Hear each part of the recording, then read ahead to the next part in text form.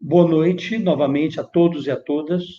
É com satisfação que iniciamos a nossa conferência de abertura do 4º Simpósio do ICOMOS Brasil, que também é a primeira edição do Simpósio Científico da região LAC, América Latina e Caribe. E não seria uma outra escolha possível para abrir o primeiro seminário da América Latina, que é do professor Ramon Gutierrez, que todos nós conhecemos e que todos nós admiramos. O professor Ramon é o nosso decano da história da arquitetura latino-americana, além de estudos sobre a preservação do nosso patrimônio cultural. Todos que conhecem o professor Ramon Gutierrez sabem que ele dedicou toda a sua vida à tarefa de integração da América Latina. Em seus estudos, em suas propostas, em suas considerações, em suas articulações de redes e de pessoas. O professor Ramon é um grande amante do nosso continente e um grande catalisador de encontros humanos e de conhecimento na nossa América Latina. Então, o convite do ICOMOS ao professor Ramon Gutierrez é também uma homenagem a essa trajetória ímpar de um grande intelectual latino-americano, um exemplo em que todos nós nos espelhamos. Nós gostaríamos muito de agradecer a colaboração do professor Ramon, que vai nos falar na perspectiva, naturalmente, latino-americana, do nosso tema central, que é o patrimônio em crise.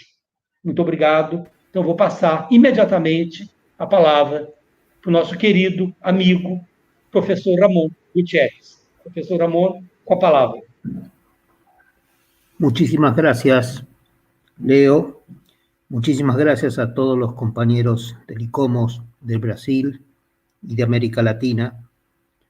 Muchísimas gracias por esta oportunidad nuevamente de hablar de nuestro patrimonio, un patrimonio que hoy está en crisis. Es un patrimonio que conocemos nada más que en una pequeña parte, la pequeña parte del iceberg. Ese patrimonio que hemos podido en estos últimos 60 años, desde la Carta de Venecia, desde la Convención del Patrimonio del año 72 de la UNESCO, ir definiendo a través de las experiencias fundamentalmente de los otros, de las usinas del pensamiento, de los que reconstruían su patrimonio desde la posguerra, a partir de las experiencias y el pensamiento que se centraban fundamentalmente en largas experiencias culturales que nos habían sido denegadas a nosotros durante prácticamente buena parte del siglo XX. Fue necesario, desde la segunda y la tercera década del siglo XX, que pensáramos a pensar en nosotros, para tratar de descubrir que teníamos un patrimonio que no era meramente la expresión provinciana de aquello que se había pensado en otros lados. Y asumimos, como se nos dijo muchas veces, con cierta rigidez, las ideas de cómo trabajar el patrimonio, los criterios sobre los cuales se aplicaban. Siempre nos decían que éramos personas rígidas, que personas que aplicábamos preceptos y que esos preceptos los manteníamos de cualquier manera. Y no es cierto. Si hay algo que ha caracterizado nuestra política y nuestra estrategia del patrimonio, ha sido justamente irlo ampliando, irlo considerando, irlo valorando. Empezamos con las ideas de la antigüedad, cuando se nos decía prácticamente hasta mediados del siglo XX de que patrimonio era aquello que tenía más de 100 años. Lo decían algunas disposiciones legales de algunos de nuestros países y también de algunos países europeos. Cambiamos sustancialmente cuando empezamos a hablar del patrimonio cultural y entendimos que el patrimonio no era meramente aquello antiguo o aquello vinculado a hechos históricos, una historia que era siempre una historia política o una historia militar. pero que nunca era una historia social, una historia cultural, una historia de la producción, una historia del inmigrante, una historia de las confluencias y las hibridaciones culturales. Esa que era nuestra historia, esa todavía no tenía patrimonio. Cuando abrimos el panorama, el escenario al patrimonio cultural, se abrieron otras puertas. Se abrió la conciencia que en nuestra América Latina, carente de recursos muchas veces, no teníamos nunca recursos en cultura para poder resolver los problemas del patrimonio. Entonces, el patrimonio era una herramienta distinta para nosotros, era una herramienta que nos tenía que permitir resolver los problemas sociales. Es decir, que al mismo tiempo de rescatar el patrimonio como una identidad cultural, teníamos que rescatar las formas de vida, las formas de solución de aquellos problemas de los sectores marginales de nuestra sociedad, de aquellos que, en definitiva, estaban esperando que ese patrimonio fuera no solamente una respuesta de identidad cultural, sino también una solución al modo de vida. Y creo que entonces entendimos otra capacidad nueva del patrimonio, que es la que hoy está en crisis y debemos fundamentalmente apuntalar, la del patrimonio construido. Entender que el patrimonio es una herencia que nosotros recibimos, que esa es una herencia que tiene distintos grados de valor, pero que esa herencia tiene un valor fundamental, que es aprovechar aquello que no está obsoleto, aquello que tiene posibilidades de vida, aquello que puede ser refuncionalizado, reciclado, ampliado y dando respuestas nuevas a los hechos culturales que nos estamos planteando. Les estoy mostrando dos ejemplos de la Argentina, una antigua fábrica textil convertida en universidad que posibilitó la rehabilitación de un área, la ciudad de Quilmes, y por otro lado, mostrarles también una usina eléctrica, como tantas otras que se han hecho ya en nuestro continente, recuperada para el uso cultural y para un uso masivo. Son estas expresiones entonces de un proceso enorme de crecimiento, un proceso que va develando que ese iceberg que está oculto empieza a tomar forma, empieza a crecer rápidamente. Junto con este proceso apareció el otro proceso, el proceso de la idea del monumento aislado, la obra cumbre, aquello que sobresalía de un basamento cultural menor y que era la que merecía ser rescatada. Es que esa obra cumbre no existía si no tenía en su conjunto una capacidad de referencia clara a su paisaje, de referencia clara a otros conjuntos que la acompañaban. Y entonces entendimos que el conjunto era fundamental no solo para entenderse en su totalidad, sino también para entender los valores de aquella obra monumental que queríamos significar. Y de allí pasamos al paisaje urbano, el de los pequeños poblados, de los poblados homogéneos, cuyos monumentos eran menos significativos, pero que al mismo tiempo en esa calidad homogénea, en esa calidad de construcción integradora, estaba manifestando sus valores. Y de allí pasamos a los centros históricos. Y nos quedamos en los centros históricos, y actuamos sobre los centros históricos, y legislamos sobre los centros históricos, y buscamos recursos para los centros históricos, y nos olvidamos que la ciudad toda es histórica, que toda la ciudad es histórica, y que toda la ciudad tiene sus barrios, y que en cada barrio existen los valores de la identidad, y que en cada barrio existen los valores patrimoniales. Y actuamos sobre el centro histórico, y sobre el centro histórico se volcaron los recursos, sobre el centro histórico se volcaron las posibilidades y las potencialidades de un desarrollo económico turístico que en definitiva marcarían un proceso de gentrificación. Y entonces entendimos que estábamos trabajando para un patrimonio, pero que estábamos aplicando una política de bomba neutrónica. Conservábamos los edificios y perdíamos a los habitantes. Y entonces empezamos a pensar de que ya la crisis nos está llegando a un punto en el cual o solamente pensamos en la ciudad como un conjunto patrimonial, o solamente quedaremos con retazos, fragmentos, episodios de esa ciudad, que ha perdido ya la vida que tenía y que le daba la relación de identidad entre el habitante y el contexto material y el contexto inmaterial, y al mismo tiempo era reemplazado por quienes disfrutaban de unas inversiones que se habían realizado en función del patrimonio. Y vino la pandemia, y la pandemia nos vació los lugares, vació los espacios, vació los ámbitos en los cuales podíamos entender y valorar aquel patrimonio material y valorar aquel patrimonio inmaterial. Lo relegó, lo desplazó, y pasamos en teatros vacíos, museos vacíos, conjuntos monumentales vacíos, 2 millones de habitantes que visitaban, de personas que visitaban la Alhambra de Granada, desaparecieron. Y así, en este tiempo que estamos viviendo, la crisis se nos hizo más evidente.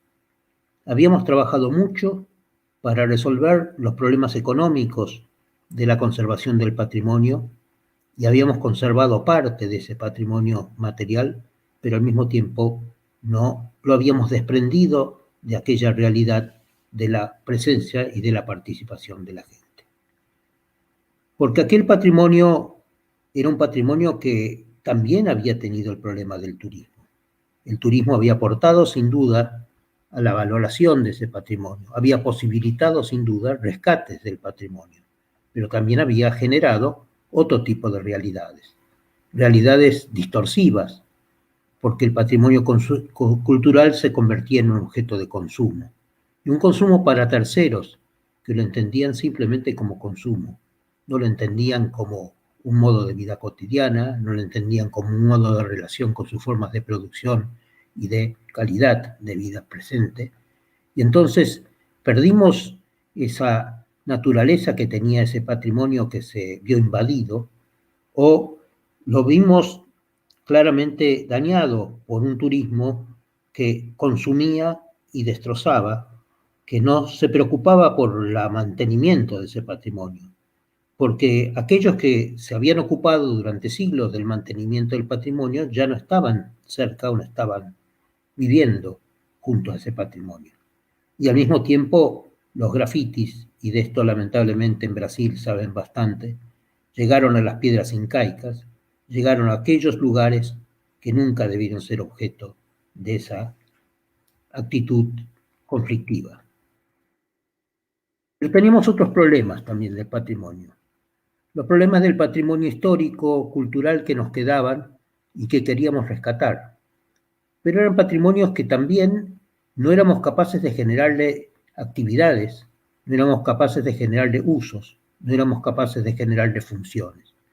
El fuerte de Cobos en Salta, cada 15 años hay que ir a rescatarlo porque se ha venido desmoronando o le robaron algunas piezas de la madera, pero nadie vive allí, nadie está allí, y entonces esta es una carga de un patrimonio que no tiene quien lo patrimonialice, que no tiene quien viva en él, que no tiene quien aprecie lo de él más allá del relato histórico, más allá del relato cultural. Es un problema. Tenemos que pensar que el patrimonio que no se usa, y esto es parte de nuestra crisis, el patrimonio que no se mantiene, que no se cuida, es un patrimonio que está muerto, es un patrimonio que tiene poco futuro.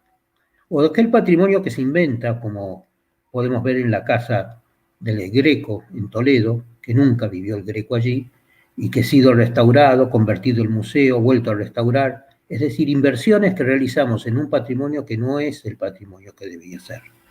O aquellas donde el patrimonio sí también tiene un peso enorme, como pueden ser algunas de las fortificaciones de Cartagena, como San Fernando, que está dañado cada 10, 15, 20 años, porque los buques de mayor calado que hoy navegan por esos lugares generan olas, generan derrames de petróleo, generan daños que evidentemente van desmoronando un fuerte, que si no le generamos algún tipo de actividades cercanas, que si no generamos y creamos un tipo de posibilidades que lo hagan autosustentable el mantenimiento del patrimonio, constituye un elemento que termina convirtiéndose, como muchas veces sucede, en un enemigo de la propia población de la ciudad, que dice, nos falta agua, nos falta comida, nos faltan respuestas, nos falta pavimentación, nos faltan muchas cosas y sin embargo mantenemos un patrimonio que nadie utiliza nada más que los turistas.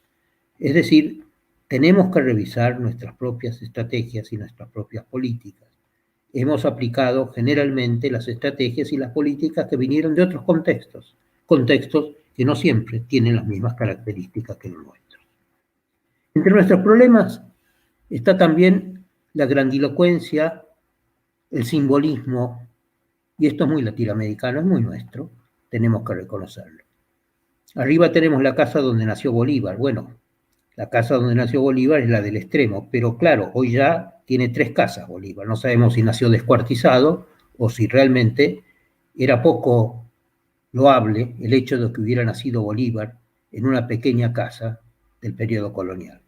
O al costado, las ruinas de la supuesta casa donde nació San Martín, que en realidad era la casa de un indio, ubicada muy claramente en una misión jesuítica en Yapeyú, y que no pudo ser nunca, por su localización, ya que San Martín era hijo del gobernador español, que en ese momento obviamente vivía no en la casa de un indio. Pero no solo la hemos conservado como la casa donde nació San Martín, sino que también le hemos agregado un gran templete, porque no podía ser de otra manera, debía estar condicionada a la grandeza del prócer y no a la escasez de la ruina. O la utilización de los valores simbólicos. El monumento a la bandera en Rosario, también un monumento nacional. Monumento a la bandera es un símbolo, el monumento a la bandera es un doble símbolo. En algún otro país también se hizo un monumento a la bandera y a su vez la dictadura militar de turno la condecoró a la bandera por su servicio, símbolo a la tercera potencia. Realmente vivir en el símbolo. O, si ustedes quieren, el prócer convertido en Arco de Triunfo, de Juárez, en México, en la dimensión y la escala que ustedes pueden llegar a apreciar. Estas son formas de intervención en el patrimonio distorsivas, son formas que no respetan aquellos valores científicos, culturales que nos preocupan, que son incapaces de transmitir correctamente el mensaje del valor simbólico. Y esto creo que es fundamental entenderlo para poder realmente ocuparnos del patrimonio con un sentido científico más concreto. Hemos tenido y tenemos todavía grandes problemas con los temas de la autenticidad. Una autenticidad que ya se acepta, que no tiene solamente una forma y un sentido, sino que hay autenticidades formales, autenticidades materiales, históricas, o inclusive autenticidades que tienen que ver con el contexto cultural con que se realiza. Pero lo cierto es que el campanile de Venecia se cae y se rehace exactamente igual en 1910 y es patrimonio cultural de la humanidad. Pero si en Quito se nos cae la torre de un templo en un terremoto y queremos reconstruirla, nos amenazan con decirnos que eso es falso histórico y que por lo tanto nos van a quitar la característica de declaratoria de la ciudad de Quito. Entonces estamos ante un hecho de que tenemos un patrimonio de primera o de segunda. Aceptan, después de Nara, de que en el Oriente los japoneses, por ejemplo, puedan reconstruir cada 20 años, 30 años, en un lugar distinto el mismo templo que destruyeron antes, exactamente igual, con la idea de mantener la idea funcional y formal que tuvo aquel elemento patrimonial.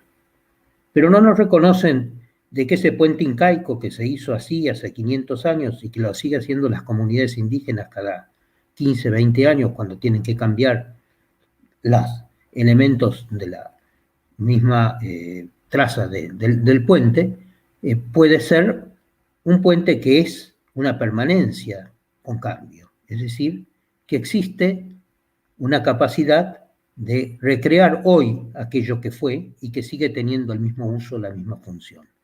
Eso sí también es patrimonio, aunque no sea el mismo puente de hace 500 años.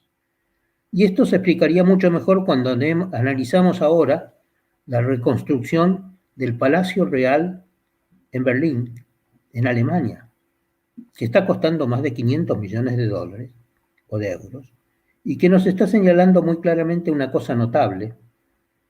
El gobierno comunista derrolló, cuando ocupó Berlín, ¿no es cierto?, el Palacio Real, y construyó otro edificio, que a su vez fue destruido cuando Berlín se unificó.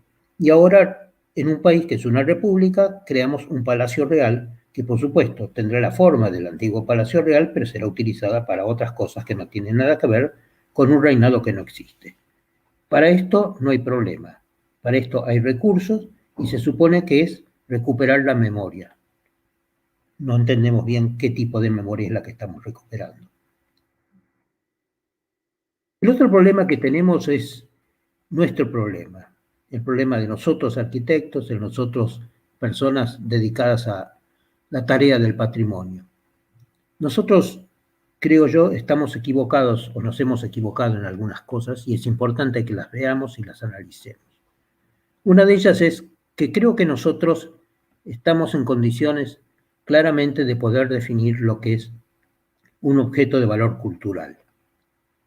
Pero no siempre el objeto de valor cultural es un patrimonio. Un patrimonio es algo que valora a la comunidad a la cual manifiesta y expresa, testimonia, y que confiere una relación de identidad con esa comunidad. Cuando yo veo esos campesinos con esa casa, ¿no es cierto?, en los Andes peruanos, en las imágenes de arriba, y digo, ¿cuál es el patrimonio aquí? Habitualmente me dicen, bueno, las casitas que están allí. Y yo digo que no, que el patrimonio es el banco donde están sentados esos señores para tomar sol. Si esos bancos no estuvieran allí, esos señores no se juntarían allí. Es decir, hay elementos que forman parte del patrimonio que son absolutamente esenciales para entender cómo debemos tratar el patrimonio. Casi la mitad del patrimonio que nosotros tenemos declarado en lo histórico, en lo cultural, está relacionado no solo a los valores arquitectónicos o a los valores artísticos de la obra, están relacionados fundamentalmente a los valores simbólicos, a los valores de uso, a los valores sociales, a los valores inmateriales que están vinculados a la historia y a las formas de relación de ese bien cultural y que por lo tanto constituyen patrimonio. Entonces, me parece que se ha llegado el punto en el cual nosotros deberíamos cuestionar y exigir que el UNESCO no tenga una convención de patrimonio cultural, material y paisajístico natural, y que tuviera otra convención forjada 30 años después de patrimonio inmaterial, sino que esa más la de la diversidad cultural constituyeran una única convención del patrimonio que apelara a las herramientas más diversas para ponderar adecuadamente lo que significa cada una de las posibilidades de respuesta que debemos dar a ese patrimonio. Y un patrimonio que incluye a la comunidad, como podemos ver en la segunda imagen de arriba, es aquella que tiene la participación, mientras los hombres estaban discutiendo en ese pequeño poblado de la Purímac en el Perú, en la asamblea, de qué manera iban a financiar la recuperación de la iglesia y del atrio. Vamos viendo a las mujeres cómo van recogiendo las piedras y las van trasladando, van ayudando, en definitiva, a esa participación efectiva, auténtica, de recuperar su patrimonio. Hombres y mujeres, juntos, es decir, ese es el camino. Y está el otro patrimonio, el patrimonio de un pueblo que se vincula a las ideas religiosas, a los ritos, a las costumbres, a sus formas de relación con la naturaleza, y vemos en esa andar por el desierto, en procesión, cerca de 120 kilómetros que tienen que realizar grupos diversos para llegar a un pequeño pueblo donde hay 150 habitantes y que se convierte durante la novela en el Chile de la zona del desierto, durante esa novena de la Virgen, en un pueblo de 50.000 habitantes que viven, como vemos, en esas carpas, en esos toldos, en esas formas de organización de una ciudad efímera, ciudad que en definitiva todos los años vuelve a nacer y a recrearse. Patrimonio inmaterial, pero patrimonio también material. Un circuito, un rito, un episodio, un itinerario que nosotros debemos valorar plenamente. Me preocupa también cuando muchas veces hemos declarado un patrimonio por esos valores de carácter simbólico. La casa donde nació Morelos, en la ciudad de Morelia, podemos ver un grabado de la época y al lado la casa que hemos declarado monumento histórico, que evidentemente ya no es la misma. Es una casa reconstruida a gusto en función de ese carácter monumental. O declarar un lugar por los valores plenamente lógicos de la vida propia de carácter simbólico, de carácter religioso, como puede ser una casa de Candomblé en Bahía, que marca muy claramente que sus valores no estaban centrados en la arquitectura en sí misma, sino que estaban centrados en aquellos usos, funciones y rituales que se realizaban. O los absurdos de tener como monumento histórico el balcón de una casa donde se asomó un presidente, en una casa de gobierno de una provincia donde la casa se destruyó y lo único que quedó fue el balcón donde se asomó el presidente. Podíamos haber dejado una puerta o podíamos haber dejado un inodoro, cualquier cosa que usó el presidente, pero en definitiva la destrucción de ese patrimonio no amerita el hecho de que una parte de él mismo pueda llegar a ser patrimonio de un país. Saber para quién trabajamos. Saber claramente que trabajamos para quienes son los dueños del patrimonio, para los que son los que crearon ese patrimonio, para los que son la memoria de ese patrimonio. Cuando uno llega a estas iglesias de la región andina y habla con la gente, nos dicen, nosotros hicimos esto. Y uno ve una iglesia del siglo XVIII, del siglo XVII, y el nosotros es que ellos son los mismos que lo hicieron, son los mismos que la han cuidado, son los mismos que la han mantenido, son los mismos que la siguen usando, son los mismos que la valoran y son los mismos que son felices con ella. Ese es nuestro destinatario en el patrimonio. El turista no es el destinatario fundamental. El turista es quien nos ayuda o puede ayudar a valorar ese patrimonio, a hacer entender ese patrimonio. E inclusive ayudarnos a que ellos mismos tengan mayor orgullo por ese patrimonio. Por otra parte, cuando vemos la ciudad y veo Río de Janeiro arriba y encuentro ese patrimonio en Copacabana, pienso que en realidad el patrimonio es lo que molesta ya. El patrimonio es lo que quedó como un rezago de algo que fue y que ya no existe, que es un hito que nos está hablando de un pasado desmembrado, pero un pasado que además está siendo en otros lugares amenazado, en Quito, con esas torres, en Bogotá, con esas otras, donde todos los beneficios son de la especulación inmobiliaria, son de este nuevo real estate, donde el arquitecto es separado de sus funciones y es reemplazado por el desarrollador inmobiliario, por los grandes procesos de destrucción que nos están marcando. Basta mirar Chiloé, la ciudad de Castro, lugar donde muchas de esas pequeñas iglesias de madera han sido declaradas Patrimonio de la Humanidad, para entender que este mall de 7 pisos es una destrucción absoluta del paisaje, es simplemente la claudicación de nuestra profesión de arquitectos en función de esos estrellatos llenos y pletóricos de un lucro, que es lo único que moviliza a estas búsquedas formales, a estas formas de resolver aquellos temas, despojándose de todo interés con respecto a la comunidad, con respecto al paisaje, con respecto al lugar, con respecto al patrimonio. Esta es una de nuestras circunstancias más tristes de la actualidad.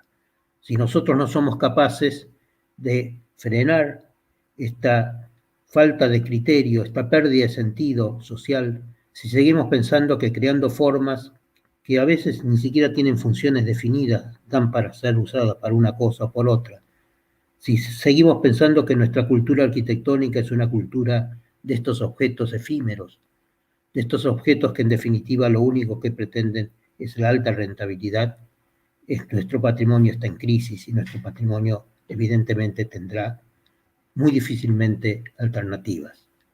Nosotros debemos apostarnos a tener una estructura de austeridad, debemos apostarnos a tener una acción basada en el mantenimiento, en el cuidado, en la reflexión sobre aquellas inversiones que realizamos, en pensar en el paisaje y en la ciudad como un hecho completo, no permitir la destrucción de los barrios, evitar aquellos elementos que hoy están claramente marcados como una distorsión absoluta. Este es nuestro problema, los problemas de las villas de emergencia, los problemas de las favelas, los problemas de las pequeñas y grandes comunidades que viven marginadas en las periferias.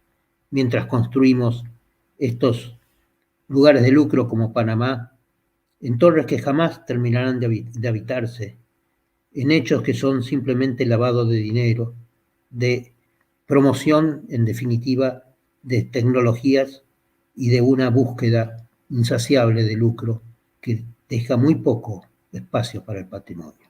Un patrimonio que además está transformado cuando somos capaces de premiar a la Torre David, una obra inconclusa de Venezuela, donde vive ocupas que muchos de ellos inclusive han perdido a sus hijos, que en estos elementos que no tienen ni siquiera barandas ni formas de contención, o en las ocupas del Prestes Maya, y se los premia como un nuevo modo de vivir. Eso es un nuevo modo de sobrevivir. Eso no tiene ninguna fundamentación y atenta contra la valoración de la arquitectura que varios de los jurados, que son lápices de oro de nuestra arquitectura, están premiando. O quizás estas banalidades propias de la posmodernidad, cuando destruimos 4 manzanas de viviendas para construir el Faro de Colón, un proyecto de 1927 hecho en 1992. La justificación: Santo Domingo no tiene más que 2 cosas, playa y Colón. Entonces podemos hacer este tipo de cosas. O las banalidades que construye algún arquitecto argentino en Bolivia o en Argentina, donde podemos encontrar un puente peatonal para cruzar por encima de una calle peatonal, con dinero público. Esto es burlarse de la gente, es burlarse de la profesión, es burlarse del esfuerzo de ese dinero público. O si ustedes quieren, lo que es este tipo de arquitectura deconstruida. Arquitectura deconstruida no solo del grupo Site, sino deconstruida en el hecho de que trabajamos con materiales cada vez más efímeros y con durabilidad cada vez más acotada. Nuestras respuestas: recuperar usos para aquellos edificios que los potencien. Por ejemplo, la antigua fábrica cervecera de Montevideo para vivienda, los silos de granos en Santa Fe que ya no se utilizan también para vivienda. En Montevideo, el mercado agrícola convertido en un mercado con hechos culturales, o las antiguas estaciones de ferrocarril o los platos de giro de las locomotoras que vemos en Santa Fe, o el Teatro de Maracaibo en Venezuela, convertido en un gran centro cultural. Son todas formas de rescatar patrimonio con nuevos usos, nuevas funciones, respetando y generando alternativas. La misma vivienda, viviendas tipo conventillos, viviendas donde prácticamente reunía la gente en tugurios, hoy están siendo transformadas a través de procesos de recuperación y de rehabilitación. Esto es en Arequipa, en el Perú. Recuperar espacios y crear nuevos espacios públicos, espacios de reunión, espacios, esto en Medellín, el Orquidiario, hechos por arquitectos jóvenes que están en una visión distinta, una propuesta diferente. No crear el consumo como elemento fundamental del desarrollo, sino generar aquellos recursos que permitan una mejor calidad de vida. Entonces es cuando empezamos a entender también la movilización de esa población. Cuando dicen el primer elemento de un centro histórico es el abandono, el segundo es su revalorización. Cuando se revaloriza aparece la gentrificación, es decir, la expulsión de quienes habían conformado el centro histórico. O esas dinámicas estructuras de los cruceros que lanzan millares de turistas sobre las ciudades, que van rápidamente por 24 horas a consumir como langostas aquellos elementos propios de una mercadería que también es promovida de una manera inusual. Mientras tanto, la gente protestando por aquellos barrios a los cuales las autoridades flexibles, cuando no comprometidas con los intereses más crematísticos, entregan a la posibilidad de utilización de grandes edificios, rompiendo con el paisaje urbano y con las áreas de carácter público. Y así vemos cómo se movilizó el Cusco para demoler el Hotel Sheraton, que estaba destrozando un área central y que había sido aprobado por el municipio y que hoy está ya acotado de que debe ser demolido. Y también la movilización de la gente campesina cuando inversiones de carácter minero les van a retirar un agua que necesitan o le van a quitar campos de cultivo. O las protestas en Chile frente al Dakar, esa carrera de automóviles, camiones, motos que generan y han generado en las zonas desérticas destrucciones de patrimonio arqueológico fundamental. Fundamental es el orzamento participativo que desde Porto Alegre comenzaron a organizar en el Brasil y que requiere justamente una forma de organización de la comunidad para que el patrimonio sea un elemento prioritario en esa línea. Estamos terminando. Y en este día yo creo que nosotros tenemos que tener claro que el patrimonio, y esto es fundamental, no es un fin en sí mismo. El patrimonio es un medio. Es el medio para mejorar la calidad de vida.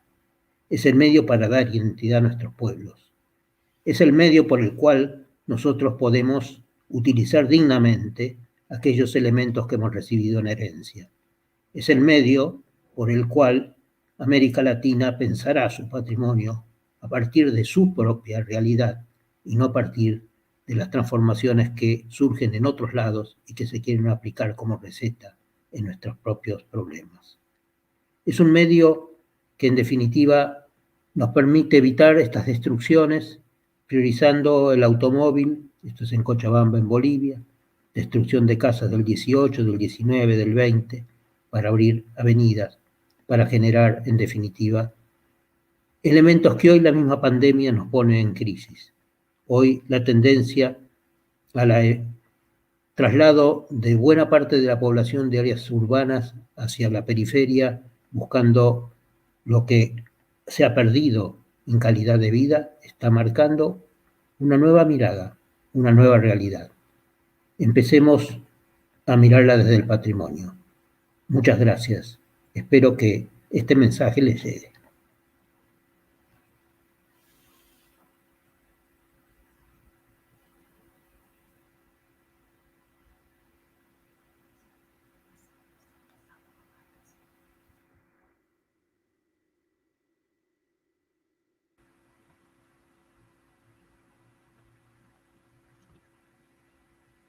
Do evento, né, as suas palavras, como sempre, né, nos trazem muitos objetos para reflexão.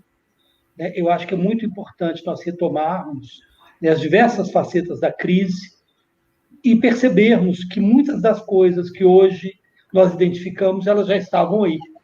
Né? Como você nos mostra muito bem, elas são, de certa forma, consequência de um desenvolvimento já de muitos anos, de muitas décadas. E que, ao mesmo tempo, essa mudança de paradigma nos dá também a oportunidade de repensarmos o patrimônio.